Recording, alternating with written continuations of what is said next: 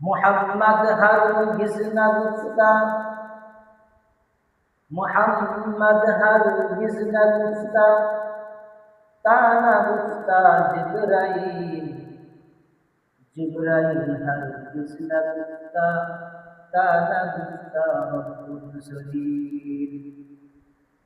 या हम सब मुसाफिर हैं वही आखिर ठिकाना, कोई आगे रवाना है कोई पीछे रवाना।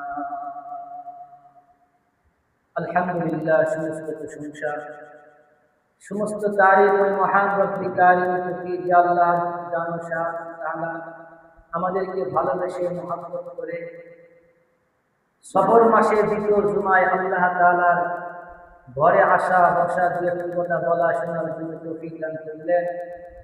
ওই মহান মনিবের দরবারে সকলে একবার কালিমাতুল শুকর আদায় করি, সকলে বলি আলহামদুলিল্লাহ।